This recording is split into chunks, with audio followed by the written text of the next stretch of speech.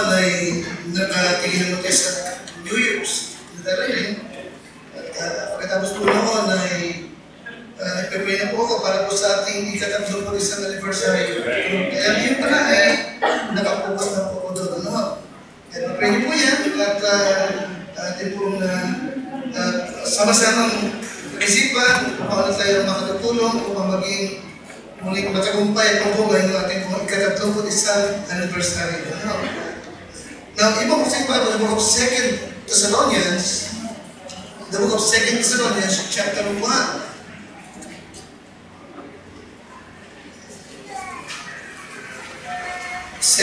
Thessalonians, dalawang Thessalonica,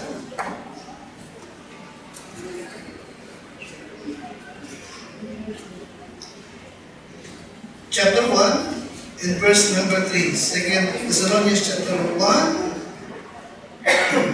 and number 3. Now, si Pablo ay nagpahatid ng malaking mensahe dito po sa church ng Thessalonica. In verse number 3, sabi ni Pablo, ay lahat, we are bound to thank God always for you, brethren, as it is meet, because that your faith groweth exceedingly, and the charity of every one of you all toward each other abounded. Now, sa Tagalog, kaya niya, sabi ni Pablo, kami ay nararapat, mga kapatid, na magpasalamat na lagi sa Diyos dahil sa inyo, gaya ng nararapat dahil sa inyong pananampalataya ay lumalaking lubha. Now, sa aking Bible ay ginuhitan ko yung your faith groweth exceedingly.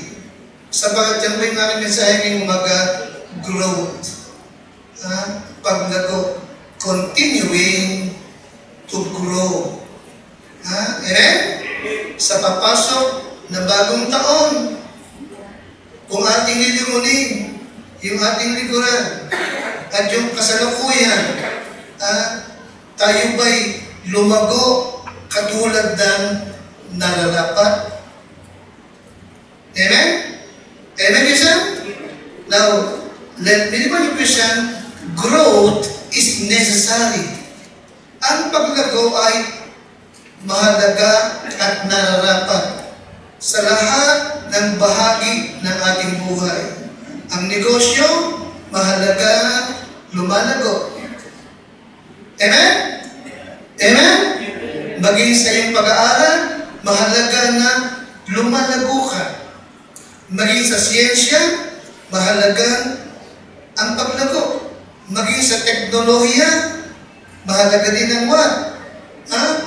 Paglago. Higit sa lahat, sa ating buhay spiritual, importante na tayo bilang Christian ay what? Lumalago din. Amen? Anong sabi ni Pablo sa Tagalog? Yung ating binasa. Bakit siya nagpapasalamat? Sabagat nakita niya na yung kanilang pananampalataya ay lumalagong lubha. Alright? Panginoon, ako po ay yung patubayan sa aming pong pag-uusapan ngayong pong umaga. Ako po yung gamitin lamang at patuloy mong kausapin, turuan ang iyong mga anak ng salita mo at kanila pong matutuhan yung nararapat na matutuhan nila ngayon pong umaga. Pagpalan po ako na iyong malikod, umaasa po lamang ako sa iyong pagkilos at paggamit po sa akin sa pangalan po ng Panginoon Jesus. Amen. Now, again, Christian, tandaan po natin that growth is necessary. Growth is what? Alright. Ito po yung nararapat. Okay? At natin higit sa ating pong buhay spiritual at sa ating Christian life. No? Growth is necessary. At ito po yung talagang bakit necessary? Bakit necessary? Sapagkat yun ang nais ng Diyos sa atin pare-pareho. Na tayo ay what? Lumalago sa ating spiritual life. bilang isang Kristiyano, ay minapagit, hindi nais ng Diyos na ikaw ay nananatiling ganyan lang sa iyong spiritual life. Hindi niya nais yan. In the book of Ephesians chapter 4,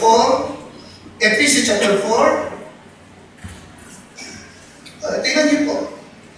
Efeso Kapitulo 4, talatang 14 hanggang 15. Tingnan po. Ephesians 4, and verse number 14. Ito niyo po, tayo lahat.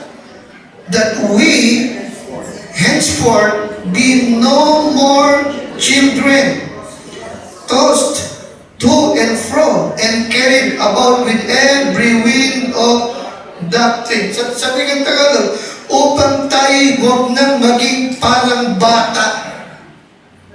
Nakati po? Upang tayo huwag nang maging parang mga bata na nadadala dito at doon ng sari-saring aral at daya ng tao. Nakatingin po? Nakatingin po? Ang ibig sabihin, kapag ikaw ay hindi lumalago, ikaw ay mananatili kang parang bata na madaling madaya at mapaniwala. Kaya, bakit? Mas Tagalog. Kaya, upang tayo huwag nang maging mga bata pa na napapahapay dito at doon at nadadala sa magkabi-kabila ng lahat ng hangin ng aral sa pamagitan ng what? Mga daya ng mga tao. Kita niyo? Sa katusuhan. Bakit? Sapagkat yung mga kulto, tuso. Diba? Amen? Yung dating daan, tuso. Yung Diyos ni Cristo, tuso yun eh. Diba? Pag hindi ka marunong at hindi ka malalong Kristiyano, madadala ka pa. Kita mo? Ayon sa mga what? Lalang ng what? Anong dulo? Anong dulo? Kamalian. Bakit? Mali yung tulong nila eh. Paliwanag ba? Mali yung tulong nila. Ayun sabihin, bakit? Marami sila. Gising ka mali. Hindi sa marami. Tama. Maliwanag ba? Tandaan nyo lagi. Mas marami ang namatay nung panahon ni Noah kaysa naligtas. Iba namin? Amen? Kalat nga ang tao ng panahon ni Noah, pero ito yung 8 lang yung naligtas. Iba namin? Amen? Maraming tao ang populasyon ng Sodoma at Gomorrah nung gunawin ng Diyos ang Sodoma at Gomorrah. Tama ba ako? Marami. Pero kaya nyo, 3 lang ang nakalabas. Amen, isa? Amen? Maraming nakinig na sila ng Panginoon, Yesu Cristo. Marami siyang napakain at napagaling na may sakit at nabuhay na patay. Pero nung siya ipapapo sa krus, nakikinig ka sa akin? Nasaan yung mga natulungan niya? Lahat sila sumisigaw, ipapo sa krus. Sa 12 apostol, isa pa naghudas. Nakikinig ka sa akin? Amen? At doon siya dinakit yung 11 natira. Iniwan pa siya. Amen? Amen? Ano sabi ng Lord? Sikapin niyong pumasok sa makipot na pinto. Sapagkat makilid ang pintuan at malawa ang daan patungo sa kapahamakan at mas marami ang doon at pumapasok. Sapagkat makilid ang pintuan, makilid ang daan patungo sa buhay. Kakaunti ang nakasusumpong. Hindi sapagkat marami, tama. Kasi maraming Katoliko kaysa atin. Maraming Mormons. Maraming Iglesia ni Cristo. At mas na-influensya sila sa gobyerno. Kasi huwag niyo nga kalimutan, ang pangunahing nagpapako sa ating Panginoon Cristo ay religion. Amen? Amen? At itinayo yung church, at huwag niyo makalimutan, lagi ano ang definition ng church? Church is a called out assembly. Called out means what? Tinawag papalabas. Amen? Tayo lahat ay called out assembly. Tinawag tayo papalabas. Pinalabas tayo saan? Ha? sa sanlibutan at maging sa maling relihiyong ating nagisnan. Called out assembly of born-again believer, scripturally baptized in a given place, having a covenant. May covenant tayo sa Diyos at sa isa't isa. Amen? To carry out the letters and doctrine of Christ's Great Commission. To go into all the world and what? Preach the gospel into every creature. Amen? Amen? At yung nalitas, baptize them in the name of the Father, and of the Son, and of the Holy Spirit, teaching them what? To observe all this whatsoever I have commanded you. Now, anong promise ng Panginoon Diyos? Ni Kristo, anong pangako sa atin? And lo, I am with you. Always, hanggang kailan? Even unto the end of the world, hanggang sa katapusan ng sanlibutan. Sa atin ang ating Panginoon. Amen niya siya? Ngayon, ang ibig niya, sa mga naligtas, na bautismuhan, at dumadalo, ibig yung nakita, lumalago. Amen? Lumalago ka. Hindi ka para manatiling bata sa pananampalataya. Paliwanag ba? Ibig yung dumating yung panahon na dati-dati, tinuturuan ka, ngayon, nakapagtuturo ka na. Nakikinig ka sa akin, ginagpaglag ko. Dati-dati, ang tawag sa Tagalog, ini-encourage. Hinihikayat ka, okay, iniimbitahan ka, ngayon, ikaw na nag-iikat, ikaw na nag-iimbita. Amen, dati-dati, kailangan pang palakasin ang loob mo, pero ngayon, marunong ka, ikaw na yung nagpapalakas ng loob ng iba. Dati-dati, lagi kang pinapayuhan, ngayon, marunong ka nang makapagpayo. Nakikinig ka sa akin? Hindi ka ng bata sa palataya. Hindi ka na para mag-alala ako na baka madaya yun. Baka nag-uweting pa yun. Baka nagbibingo pa yun. Hindi na, marunong ka na. Hindi ka nagbibingo, nagmamadyo ka na lang. Hindi na, kumagmaglaw sa'yo. Any question? So growth is necessary. Kailangan. Alright? But spiritual growth must be balanced. Ano sabi ko? Spiritual growth must be what? It must be balanced. Dapat yung balanse ang paglago. Amen? Amen? Amen? Dapat balanse. Nakakita ba kayo nung nag-weights yung nagbabarte, ano pa ginagawa?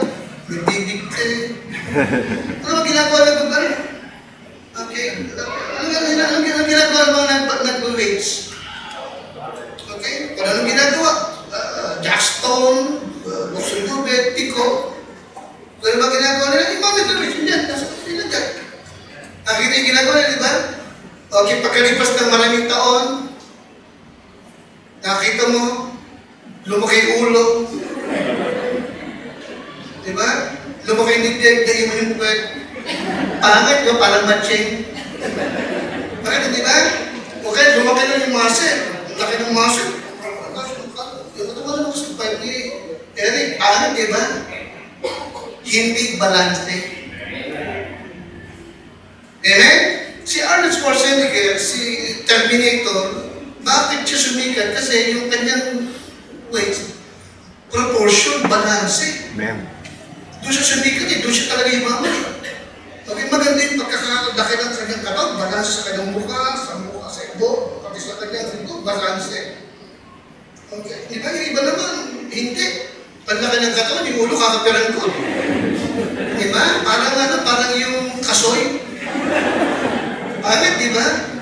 Diba, ganun din sa ating buhay spiritual. Mahalaga, lumalago ka, balance ang paglago.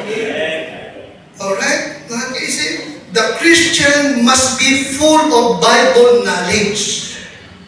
Okay? Alright? Pero, kung ikaw naman ay maraming alam sa Bible, no? Okay? Pero yung namang ugali, asal, ay hindi makakristyano, pangit. Ibalance. Marami tayong kilala, marami alam sa Bible. pero masama ang ugali. Amen. Hindi balanse. Amen? Marami ito, palasimba, lagi sa church, maaaring member pa ng choir, nagtuturo, pero marami kaaway. Hindi balanse. Nagkakaintindihan tayo? Kasi, kaya nga, growth must be balanced. Amen? At yun ang goal ng Calvary Bible Baptist Church. Magpasimula na tayo doon. Ang ating hangat, maligtas ang tao, at lumago sa spiritually, at balanse ang paglago. Okay? Yun ang ating hangat sa ating church. No? Okay? At ngayong umaga, yun ang aking go. Okay? To help you to continue to grow. Alright? Okay? At higit productive. Mabunga sa ating dilikuran sa ating Panginoon. Now, kaya nga ibigay dalawa lang aking buhay. Number one, no? Ito po'y beneficial para maging aware po tayo, no? Sa ating paglago. Na number one, ibigay itong hindrances to grow. So, bakit na ako, mahalaga rin, mauluan mo, ano ang mga balakid sa paglago ng isang Kristiyano? Ha? Bakit nakakatagpo tayo ng mga tao, no? Naligtas, mga naligtas, pero magkakaiba. Ito victorious. Ito nag-i-enjoy sa presyo. Ito naman malungkutin at talunan. Okay? Bakit ganun? Bakit hindi magkakapareho? Okay? Number one, mahalaga, maunuan, number one. Ano na ba? Number one, dapat di manuwan? Okay. At may mga hindrances pag nako. At number one is what? Lack of effort. Okay? Ano yung number one na balakid? Lack of effort. Now, question. Growing in Christ is not automatic. Padalas kong binabagay dyan. Growing in Christ is not what? It is not automatic. Alright? Okay? Kailangan talaga ng what? Effort. Sikap. Determinasyon. Sa paglago. Hindi sapagat naligtas ay automatic lalago yan magmamature. No, hindi. Alright? Mahalaga. Sa'yo, na-determinado kang lumago. Amen, Bisa? Amen? Kung bakit hindi lumalago yung marami suwat, anong problema? Lago pa? Yes, walang pagsisika. Okay, walang pagsisika. Ibig lagi madali. Amen? Sasali sa kuwan. Pag nahirapan, aalis. Ano gusto mo lagi? Lupang hindiran. Alam mo na agad. Iba na mga siya. Magkukumit sa winning. Pag nahirapan, aalis. You see that, Bisa? Lack of effort. Okay? You see? Dadalo ka lang pag maluwag. Maganda panahon. Walang paglago kung walang sika. Amen? Hindi laging gusto ng katawan mong mag-church. Nakikinig sa akin? Ulitin ko, hindi laging gusto ng katawan mong mag-church. Maliwanag ba? Maliwanag ba? Hindi laging may harmony sa bahay. Okay? Sa Pilipina, magtatalo kayo mag-asawa ng Sunday kung kailan pa Sunday. Saka pa kayo magtatalo? Bakit? Dahil lang sa damit at sa medyas. Ang gusto ng asawa mo, nakaping pa. Ayoko nang nakaping. Mukhang kaping. Gusto ko, talagang bula. Amen. Ma'am, huwag ka na makailang. Iba na rin, ano ba? Yun lang, magtatalo, hindi mo sa church. Di ba bukod kinukupuan? Nakikinig kayo? Sa libong buwan ng tricycle, pero pagpasok siya, huwag kayo. Isa sa likod, isa sa harapan. Ang mahalaga nakadalo. Amen? And then, pag-uwi niyo, magkasundo na kayo. Amen, is that? Lack of effort. Okay? In 2 Peter chapter 1, notice verse number 5. 2 Peter 1, verse number 5.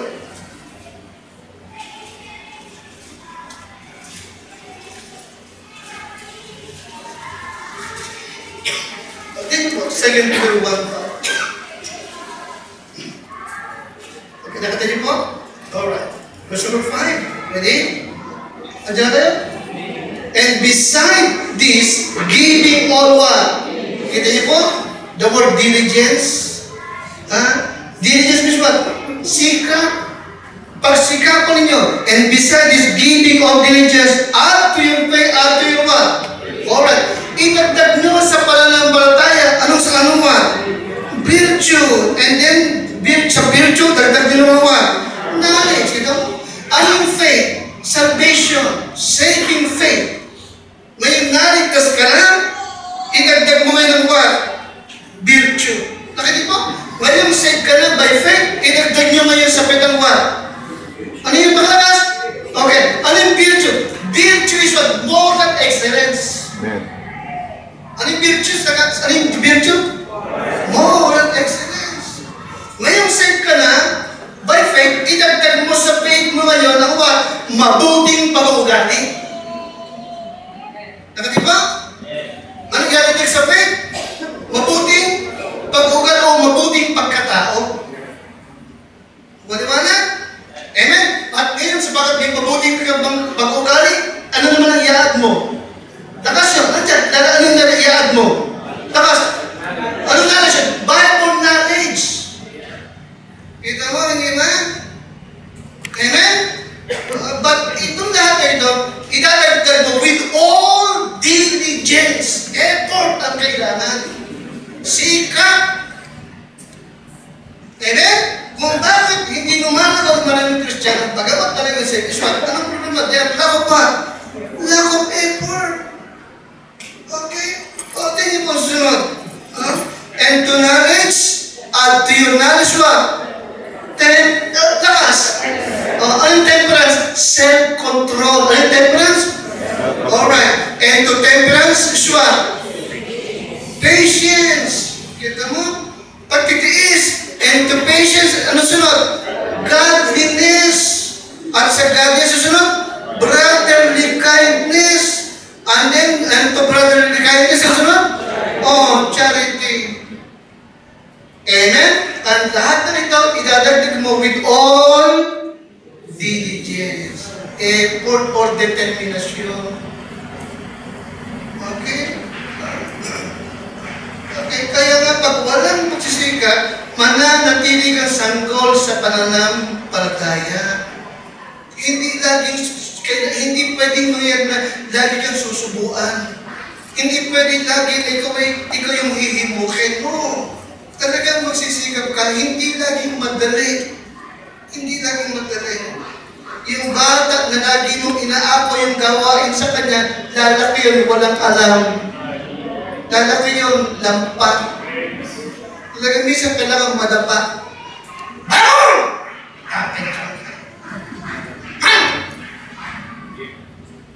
Amen? Kaya mo yan, kaya mo yan. Pag mahulog ka, huwag ka na iyak-iyak. Ganun din sa Christian life. Amen? Anong kailangan? Anong hadlang na dapat mapagbigyan? O magsumikap ka. Pangalawa, na hadlang is what? Discouragement. Discouragement. Okay? Okay, sige nga, bakit hindi nakalago ang marami? Anong problema? Lack of effort. Ano yung pangalawa? Discouragement. Maraming mabubuting Kristiyano, no? Okay? They make a good beginning. Pero sanhin ng discouragement, nag-quit. Nag-quit. Sapagkat pinanghinaan sila ng loob. Discouraged. Pinanghinaan ng loob. Nawalan ng pag-asa. Now, of course, ang dahilan ng discouragement magkakaiba. Ang iba, church problems. Nakikinig kayo sa akin? Anong problema rin? Bakit na-discourage ang iba? Pakalakas, anong dahilan? Minsan ang dahilan? Church problems. Ano sabihin church problem? Natisod, nagtampo. Yung upuan niya, ibang naupo. Naupo, Diba? Hindi nakamayan. Nakalimutan na yung pastor na batiin. Binati si Ping, hindi binati si Kenneth. Diba? Salamat na may mga tagapagpaalala ako. Diba? Amen? Oh, okay. Kunting problema. Bisa naman is what? Family problems. Ayun. Personal problems. Alright? Lack of encouragement. Alright? You see, yun ang nagiging problema ng iba. Bakit hindi lumalagaw na discourage? Alright? But let me represent. No? Okay?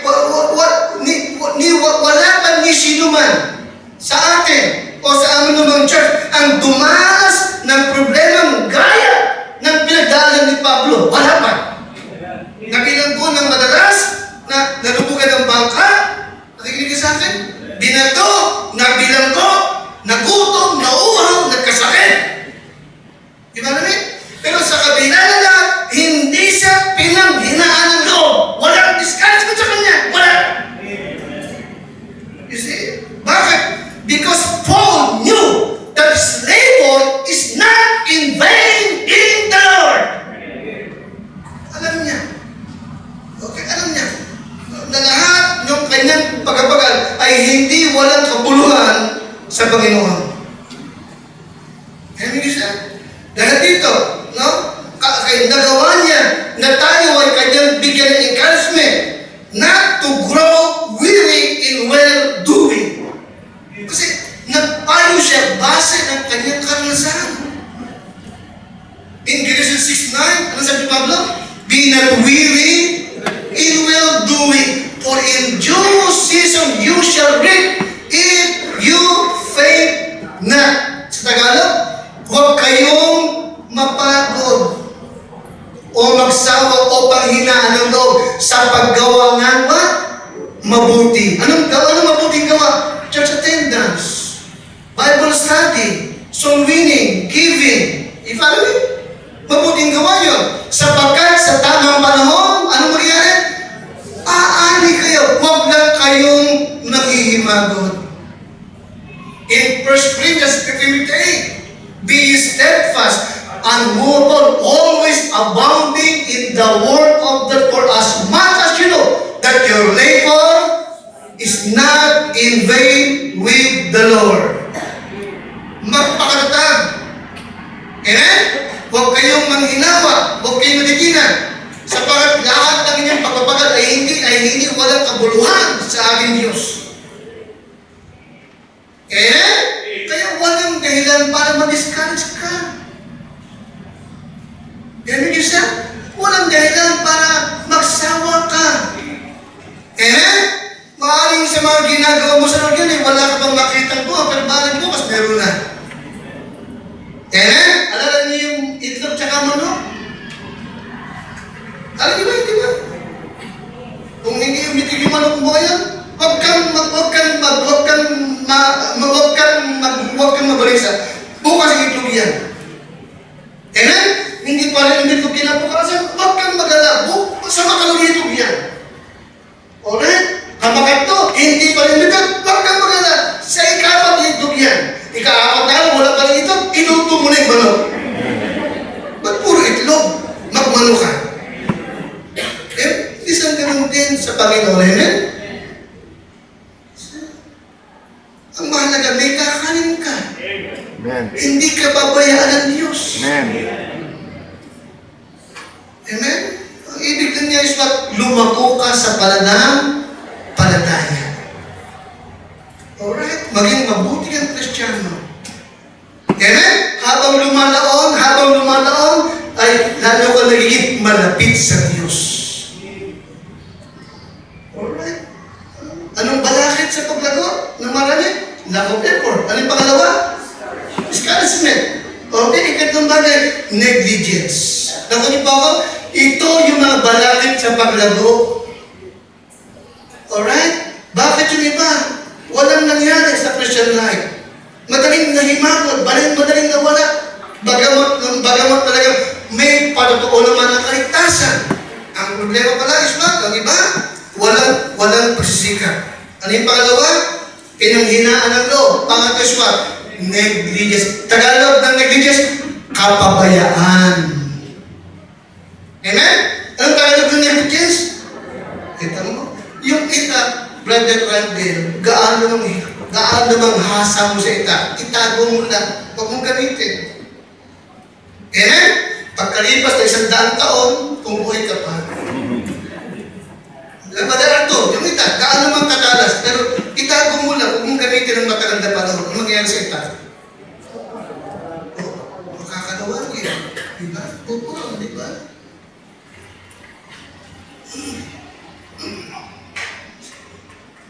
Ano yung sabihin? Okay? Bakit pumulot? Kasi napabayaan. Amen? Hindi mo nagamit. Ganon din sa Christian life. Okay? Hindi ka, nakikinig sa akin, hindi ka pwedeng magpabaya sa iyong Christian life at lalago ka. Hindi pwede. Mahalaga, nagagamit ka ng Diyos. Amen? Huwag ka maging babaya. Alright? Okay? In Hebrews chapter 2, verse number 1. Hebrews chapter 2, verse number 1. Okay, sa akin mo. Kaya nararapat nating pagkatantuin ang mga bagay na narinig. Nakikinig ka sa akin? Marami ka nang narinig dito. Kay Brother Boyet, kay Brother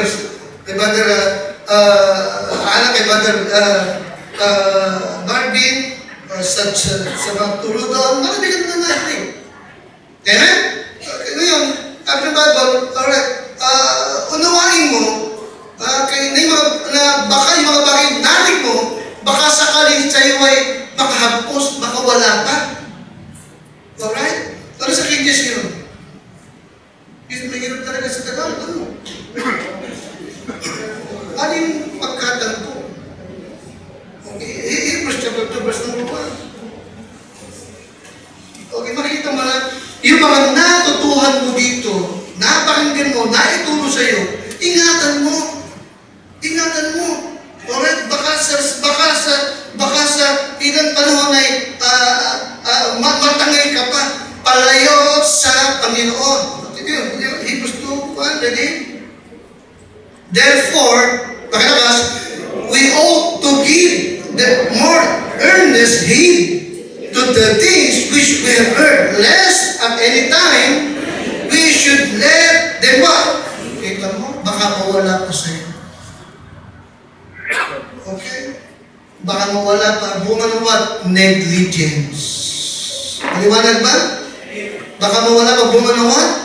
Negligence. Huwag kang magpapaya. Amen? Maging masikap ka. Huwag kang panghinaan ng loob. At huwag mong pabayaan. Amen? Yung mga bagay na natutuhan mo na. Alright? Huwag kang mabayaan. Ministry mo, huwag kang mabayaan. Baka sa'yo pagpapabaya, baka makawala ka ito sa'yo. Alright? Ika-apat is what? Obstruction. Obstruction. Kaya sa mga nawala, no? At sa mga nakikita mo na sa mga hindi lumalago, anong dahilan? Baka itong dahilan.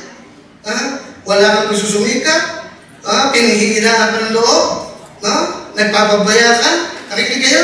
Negligence. Huwag mong pabayaan na yung Bible reading. Huwag kang maging pabaya sa yung prayer life. Nakikinig kayo? Huwag kang maging pabaya sa yung ministry. Huwag kang maging pabaya sa church attendance. Wag. Kailangan mo yan. Growth is necessary. Alright? And so to say, maraming hindi tumago. Maraming huminto. No? Alright? At ito yung ika-apat is what? Obstruction. Obstruction. Ito yung ika-apat na dahilan ng hindi paglago ng marami. Ano yung ika-apat pakalakas? Alright. Napasin mo, yung mga halaman pagka masyadong magkakadikit, ano nangyayari? Pag yung mga halaman, pagka masyadong magkakadikit, ano nangyayari? na nag-aagawan, di ba, ng sustansya. Hindi nakakalago, kaya kailangan hiwa-hiwalay. Ganon din yung halaman mo, pagka maraming mga damong tumupo sa tabi. Nakikinig ka sa akin? Yan ba yung maraming mga damong tumupo sa tabi? Hindi rin lalago. Kasi may mga nakakasikip sa kanya. Amen? Ito mo ko, Mark chapter 4. Ito mo, Mark chapter 4, verse 18 to 19. Nakatinig po yun? Yung isang binhi, bumaksak kasama ng mga dawagan. Titigin po yun? Hindi siya lumako sapagkat iniinis siya ng mga tawag. Nakatinig po yun? Ito'y larawan ng mga tao nakapagtinig ng salita. Pero, yung mga kalayawan ng laman, bisyo, barkada, kamunduhan, hindi niya magawang ihiwalay sa kanyang buhay. At yun ang naging sali ng kanyang pagkawala sa gawain ng Diyos. Ano yun? Obstruction. Pakibasa? At ang mga iba'y yaong bumangat na hasik na talim sa dawagan. Ang mga ito ay yung nakapakinig ng salita ng Diyos. 19. At ang mga pagsumakit na ukol sa sanlibutan at ang mga daya ng kayamanan, mga pita sa ibang mga bagay na nagsisipasok ang nagsisiinis sa salita at ito'y naging walang bunga. Nakita niyo po yan? Maraming mga bagay sa buhay ng Kristiyano, paring sa tingin mo hindi kasalanan. Oo, pero ito naman yung nakapaglalayo sa Diyos. Maliwanag ba? Maaaring sabihin niya, hindi masama. Pero ito yung nagiging dahilan bakit hindi ka nakakalago, hindi ka nagiging mabunga sa gawain ng Panginoon. Bunga ng mga obstruction sa buhay. Okay?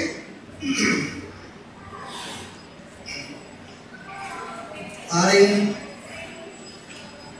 isang nanay na lagi niya gusto, sobrang linis ng kanyang bahay. Dahil doon, puro linis na lang siya. Hindi na siya nakakapagbasa ng Bible, hindi na siya nakakapag-pray, at madalas hindi na rin nakakapag-church. Anong dahilan? Ang dahilan? Gawain bahay. Nakikinig ka sa akin? Nakikinig kayo? Hindi kasalanan ng gawain bahay. Maliwanag ba? Walang masawa sa gawain bahay. Pero kung ito ang mas higit mong inuulit, pinapahalagahan kaya sa gawain ng Diyos, hindi ka lalago. You see? May mga kabataan, maaaring sobrang busy sa gawain sa school, activities, hindi na nakakapag-church, wala nang prayer meeting, wala nang Bible study, wala nang soul winning. Liwanag ba? Dahil sabi niya, marami akong gawain sa school, assignment, gawain dito doon. Nakikinig ka sa akin? Alam mo yung isang nanay, sorry, hindi nakakadala yung aking anak. Kalahating taon lang din madalo. Ano dahil? Maraming gawain sa school, may thesis. Bakit si yung aming kambal doon nagkaroon? Bakit si yung mga ito, maraming thesis, nagdo-doctorate pa.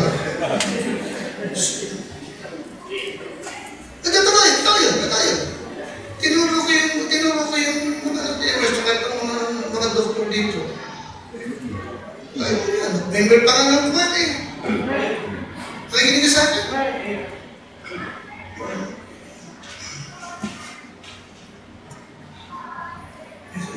Ano problema lang? Biniyaan niya. Ang problema lang is what? Priority. Hindi naging priority ang Panginoon sa buhay nila.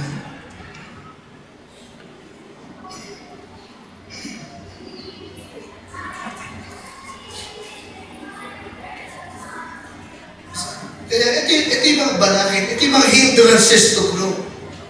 Alright? At tayo sa Diyos, huwag tayong madaig o matalo ng mga hindrances na ito.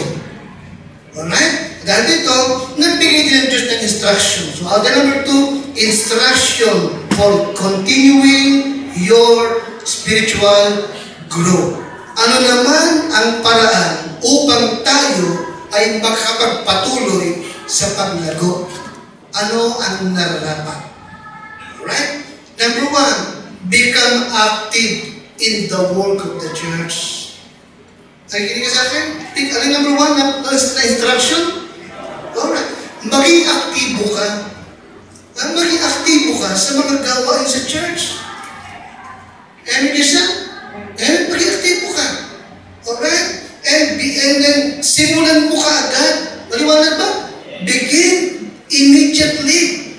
Alright? Importante na huwag itong madelay. Don't forget, hindrances to it. Balakid ito eh. Kaya mahalaga na mag-umpisa ka agad. Alright? You see? Don't forget that there is work for everyone. Okay? May gawain para sa lahat. No? At ang pinakamabuting bagay is what? No? Magsimula ka agad doon sa gawain na kaya mong handlean. Nakikinig ka sa akin? Kung saan ka gifted. Alright? Alam mo, binigyan ka na Diyos ng talento ba umawit? Umawit ka. Amen? Alam mo, binigyan ka na Diyos ng talento na makapagtulog? Magtulog ka. Ano yung bibig? Magsimula ka agad. Alright? Magsimula ka agad. No? Okay. Kahit ito pa, ay maaaring sabihin mo, ay mababang klase ng pagliligo. Nakikinig ba kayo? Nakikinig ba kayo? Maaaring ito, sabihin mo yung mababang klase ng pagliligo, pero ito na may magdudulot sa ilang joy. At makatutulong upang ikaw ay lumago. Siguro mo kagad. Kung talaga ang hangarin is ma-please ang ating Panginoon. Paliwanag ba? In the book of Psalms 84 and verse number 10, tingnan niyo si David, bagamat hari, pero handa siyang gawin ang pinakamababang klase ng serbisyo sa templo. Sabi niya, kahit ako'y doorkeeper lang, gagawin ko ang mahalaga. Naroon ako sa gawain ng Diyos. Okay? So, ang mahalaga is active ka. Meron kang ministry sa church, may ginagawa ka. Amen? Amen ka siya? Meron kang sikap. Ibig mong lumago sa pananampalataya, ibig mong maging kagamit-gamit ka sa gawain ng Lord. Psalms 84 verse number 10. Tayo na po lahat, pakibasa. Sapagkat isang araw sa iyong mga looban ay mabuti kaysa 1,000 aking minagaling na maging tagatanging pinto sa bahay ng ating Diyos kaysa tumahan sa mga toga ng kasamaan. Kita mo? Handa siya kahit siya po'y tagapagbukas lang ng pinto ng templo. Sino nagkasalita rito? Sino? Si Haring David. Kita mo? Bagamat hari, handa siya kahit tagapagbukas lang ng pinto. Basta ang mahalaga, may group siyang gawain sa bahay ng Panginoon. Okay? Kaya nga kung ibig mong patuloy na lumago, ano kailangan? Maging aktibo ka sa church ng Panginoon. Alright? Even a humble service ay maaaring maging source ng joy. Kung ang talagang layon mo lang is to please God. Amen? Humble service. Don't forget, in John chapter 13, 12 to 17, anong halimbawa ang ipinakita ng ating Panginoon Kristo? John 13, 12 to 17. Anong halimbawa yung pinakita? Hindi ba hinugasan niya isa-isa yung paan ng kanyang mga alagad? Remember that? Okay, John 13, 12 to 17.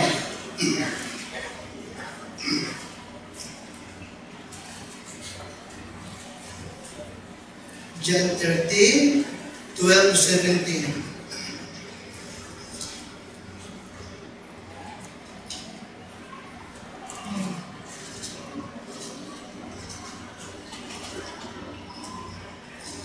Alright, nandiyan na po kayo?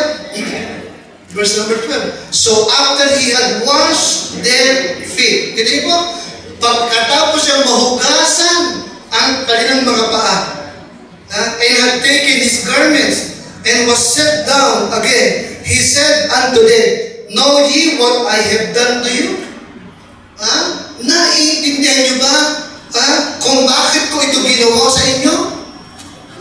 You call me Master and Lord, and you say, well, sapagat ako nga ay Master, ako ay Panginoon. Kung ako ang inyong Panginoon at Master ay naghugas ng inyong mga paa, kayo din naman ay dapat maghugasan sa isa't isa ng kanilang mga paa. Anong pinapakita ng Diyos? Humble service. Handa niyang gawin kahit pinakamababang klase ng paglilingkod na para sa Diyos. Amen niyo siya? Amen? Ang problema sa ilang mga Kristiyano, palatigit yung ilang mga nagsiidad na sa church ay yung salitang tradition. Tradition. Ano sabi ka pakalakas? Alright, tradition. Ito yung kanilang maling mentalidad. Akala nila, kapag sila po'y nakapag-church na, nagawa na nila yung kanilang obligasyon. So, kaya ang problema, marami na mga umabot na sa 40, 30, 40 taon sa church. Pero, hindi growing. Nakikinig sa akin, hindi growing. Maraming alam sa Bible, pero walang Christian maturity. Sa bakit akala nila, basta nakakapag-church, okay na yun. Hindi ganoon yun. Alright. Anong kailangan para lumago? Become what? Active in what? Work. Iba yung worship sa work. Maniwala ba? Amen? Kaya may ginagawa ka na para sa Lord. Hindi ba? Kaya ito mo lang yung hamon. Okay, Christian, do something for God. Mahalaga may ginagawa ka na para sa Panginoon. Mahalaga yun. Alright. Magkaroon ka ng partisipasyon. Okay. Amen kasi? Amen? Kung kinakailangan mag-offer ka ng service sa mga leaders dito sa atin. Sabi ko nga, minsan kulang tayo ng driver. Marunong ka mag-drive ng bike. Ayun, drive ko yung Travis. Amen? Amen? Minsan kulang tayo ng driver. Okay. Minsan kulang tayo ng mga sasama sa mga susunod na paghahatid. Mag-offer ka doon. Sama ka na. Di ba ba? Ang mahalaga, may ginagawa ka sa gawain ng Panginoon. Amen? Nakikinig ba kayo? Listen ka muli. Alam niyo magkaminsan kung bakit nag-aalinlangan tayong tumawag ng mga manggagawa sa miyembro, no? Ay hindi natin sure kung sila po'y willing. Sabi ko, baka ako yung pahindihan, mapahiya pa ako. Baka ako'y mapahiya, baka hindi ako mag-preach.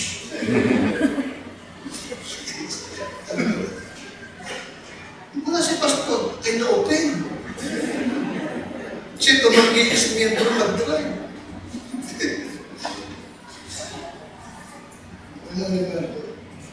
Kaya ibig ko, sana, tayo lahat ay mayroong attitude na gaya ng attitude na meron si Propeta Isaiah. Amen? Amen? Anong attitude meron si Isaiah chapter 6? Here am I, send me. Amen? Anong attitude meron si Isaiah? Ano sabi niya? Here am I, send me. Lord, narito ako. Isugo mo ako, Panginoon. Amen? Handa siya kahit humble service. Okay? Amen?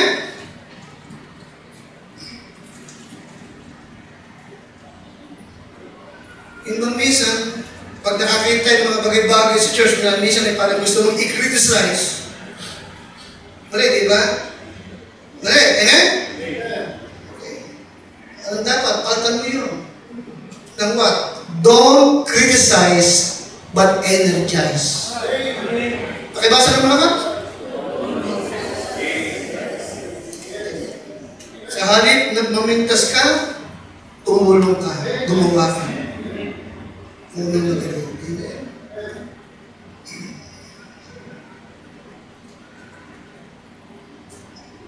Number two, start a program of regular private devotion. Okay? Upang lumago, maging aktibo ka sa gawain ng church. Pangalawa, umpisahan mo na magkaroon ka ng programa sa sarili mo na magkaroon ka ng regular what? Private devotion. Amen? Private devotion. Okay? Meron kang prayer and Bible reading na personal. In the book of Psalms chapter 5, tingnan niyo po. Tingnan niyo po. Ito po'y napakahalaga na maging programa mo regular sa iyong buhay habang nabubuhay ka. Gawin mo, mahalagang ginagawa mo ito. Okay? Psalms chapter 5.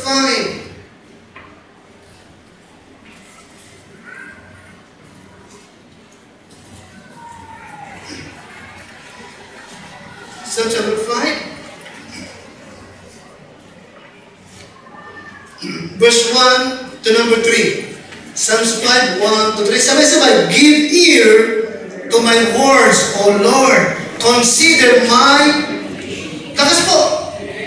Hearken unto the voice of my cry, my King and my God. For unto thee will I pray. My voice shalt thou hear, lakas, in the morning. O Lord, in the morning will I direct my prayer unto thee and will look up. Dito mo yun? Okay.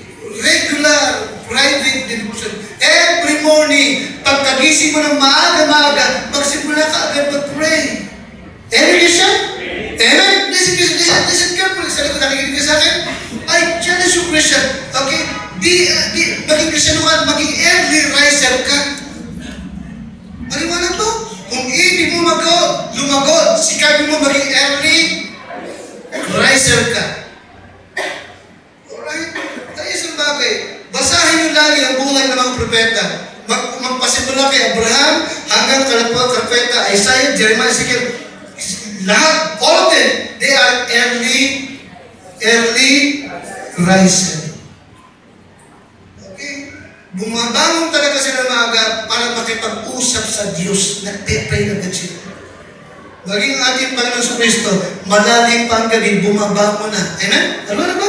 Mark 1:35. Remember that? Para makipag-usap sa kanya naman. Ganun din tayo. Mahalaga po yan eh. Amen, Christian? Amen? Amen? Mahalaga yun. Okay, bago na maaga. Alright. Okay. Read the Bible, then pray. Pray. Sikapin mo na itong January, sikapin mo, umpisahan mo talaga na magkaroon ka ng goal. Maliwanag, nakikinig ka sa akin? Na isa sa maging iyong New Year's what? Resolution. Hindi magpapapayat ako. Magpapaputi ako. Okay? Mahalaga, isa is what? Lord, I pray na this year, bago para sa kayo, mabasa kong muli ang buong Bible. Maliwanag ba? Ano isa? Mabasa kong muli ang buong Bible mula Genesis hanggang Revelation. Paano mo gagawin yun? Magbasa ka ng 2 kapitulo sa Lumang Tipan at 1 kapitulo sa Bagong Tipan. Bago matapos ito, tapos mo yung buong Bible mo. Yan yung isa? Read the book. Okay, then pray. Pray. Alright. Number 3, participate in a Bible study group. Ano yung pangatlo? Para lumago, ano kailangan? Ayun, magkaroon ka ng partisipasyon, pakikisalamuha, okay? Yung pagtulong, pagsuporta sa mga Bible, sa mga home Bible study. Tumulong ka doon. Mag-invite ka, mag-sumili ka, mag-invite ka. Maging tagapagbuklat ka lang ng Bible. Mahalaga ba? Amen? Mahalaga meron ka partisipasyon. Malaking bagay ito. Alright? Tagapagpaawit ka doon. Maliwanag ba? Maliwanag ba? Di mo kayang magpaawit, di mo kayang makakapagtulog, nahihiya ka magbuklat, magpamerienda ka. Amen?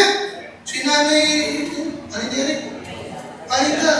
Lagi may tanong, kung hindi sinulutso, ano yun? Sinulutso, bisa steak, New York steak. Totoo yun, kasi tayo wala yan. Oh, you see. Ay, hindi pagpapagyan na si nanay. Hindi siya narelate kasi nagluto talaga siya. Naiiwan naman ito mga ito. Buti, hindi nag-open. Naiiwan. Ano na naiiwan to? Oh, naiiwan ako. Papadala ko lahat ito mga sinulutso. Akainin ko pati, wala akong ipin. Yan. Wala, sinulutso ka ba yan? Huling kaya ko na, elementary ako. Noong 1961. Dito po, yan talaga. Kasi, nagka-participate siya sa understanding. Ate Brando, lahat na sinasama. Pakita mo, hindi mo siya lumago. Kahit ano siya, malago siya sa pananampalataya. Kaysa naman, parang kawayan ka. Hindi ka, di ba? Participate in what? Dapat participate in what? Bible study group. And then, becoming involved, of course, in soul winning and evangelism. Magkaroon ka involved sa soul winning and evangelism. Amen? Amen? Of course, listen carefully. Sa soul winning, laging 2 by 2, di ba? Isa ay speaker, isa ay silent partner. Amen? Sa soul winning, laging lakas 2 by 2. According to Luke chapter 10. Isinugo ng Lord ang kanyang mga lagad 2 by 2. Isa ang magtuturo, isa yung mananalangin. Habang nagtuturo niya siya, pero hindi ka na maglulunod doon. Amen? Habang nagtuturo siya, nakakain ka, nakikiri ka, ipipray ka. Amen? And then, kung kaya mo na, magturo ka sa ikalawang bahay ng dalawa. Ang mahalaga is what? Okay, meron ka involvement in soul winning and evangelism. Malaking bahagi ito sa iyong buhay spiritual para lumago ka. Nagagamit ka ng Panginoon. Amen po ba? Amen? Marami tayong gawain. Marami tayong gawain. Okay, sa iba-ibang mga lugar.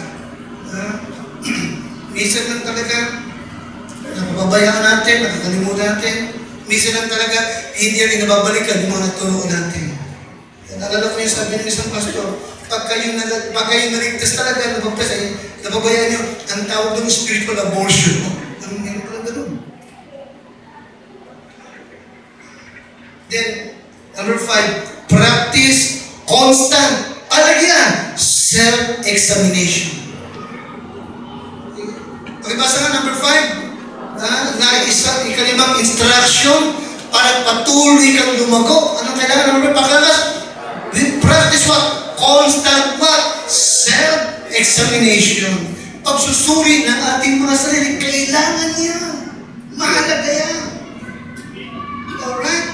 In Psalms 139, 23 to 24. Okay, nasusunod niyo ba ako? Nasusunod niyo ba ako? Psalms 139, 23 to 24. Pasahin natin po.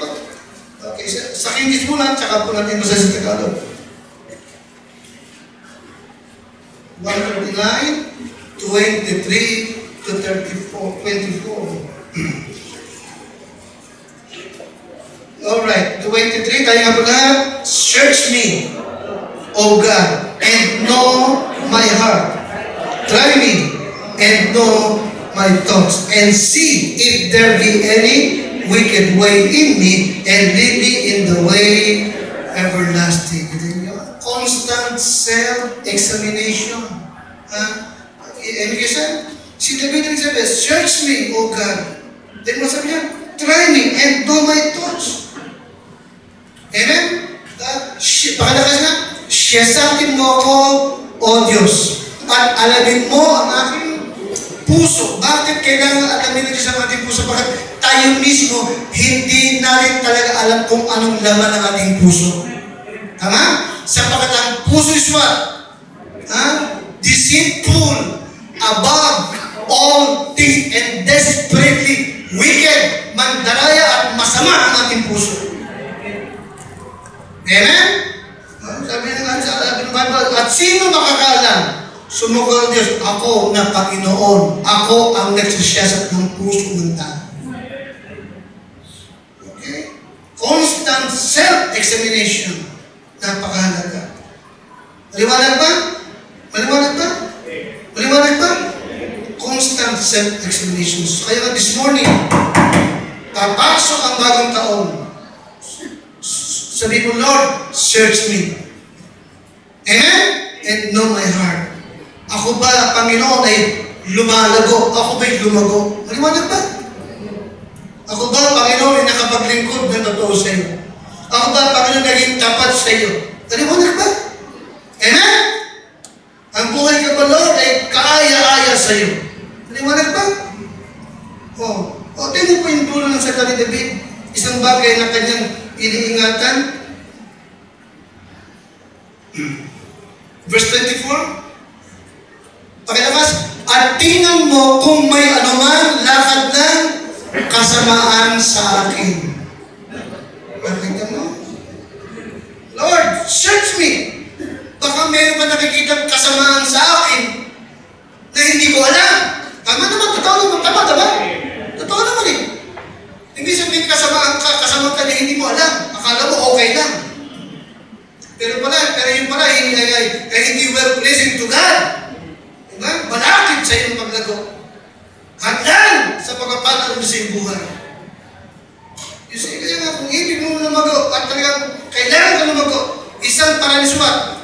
Practice what? Lakas self-examination. In 2 Corinthians 13, verse number 5, sabi ni Pablo, examine yourself whether you are in the faith. Liwanag? Kasi sabi ni Pablo yung Corinthian church. Ano sabi ni Pablo? Examine yourself whether you are in the faith. Siyasatin ninyo ang inyong what? Lakas, siyasatin ninyo ang what? Sige mo. Anong problema sa maraming Kristiyano? Ba't hindi lumalago? Nagsisiyasat, pero hindi ang kanilang sarili. Kung sino-sino magsinisiyasat. Tama? Kaya maraming Kristiyano judgmental, mapaghatol sa kapwa, pero sila masama. Examine yourself, hindi kung sino-sino. Practice, constant, self-examination. Ako ba'y nakapag-akit ng kaluluwa? Ako ba'y nag-enjoy bilang isang mananampalataya? O nag-enjoy? Diba?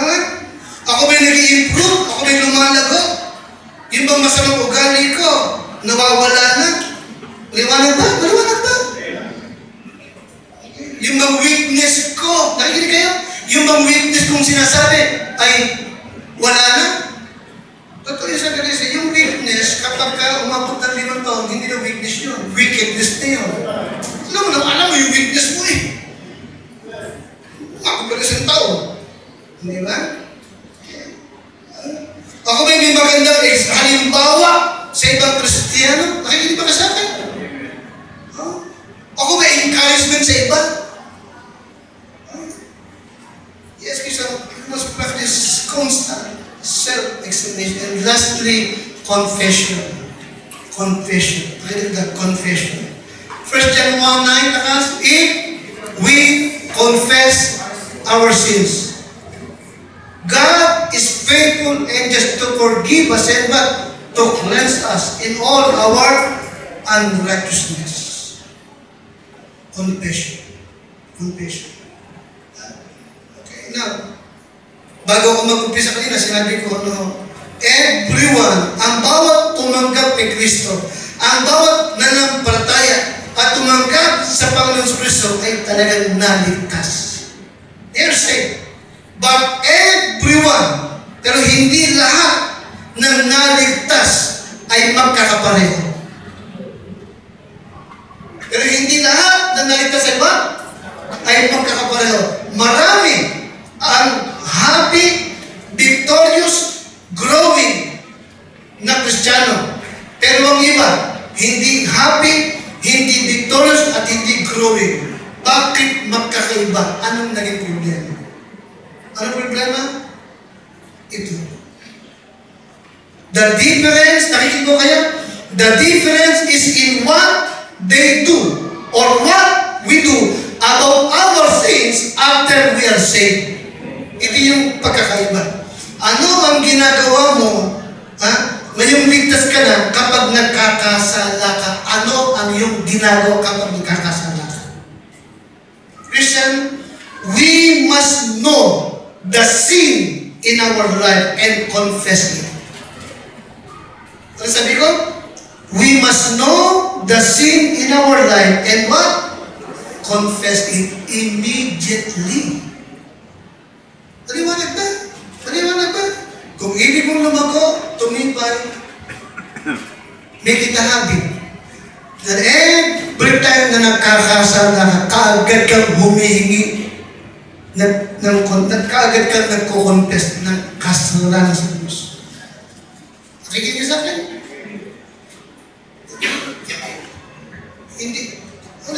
Hindi nagre-repent. Repentance is changing of mind. Repentance what? Changing of mind. And confession means what? Agree to God that it is sin. Anong confession? Agree to God that, alright, Lord, Lord, inaamin ko po, mali ang nagawa ko. Panginoon, inaamin ko po, kasalanan po yung nagawa ko. Nagkasala ko, Lord, sorry, kasalanan po, inaamin ko. Nagkasala ko, mali yung ginawa ko. Sabihin mo sa Diyos, sabihin mo sa Diyos, kung ano yung sin na nagawa mo, yun ang confession. Liwanag ba? At ang Diyos ay nangako na siya what? Siya tapat at banal para patawarin ka at linisin sa lahat ng kalikuan para lumago ka at walang balakid sa iyong paglago. Tayo po lahat ito ngayon.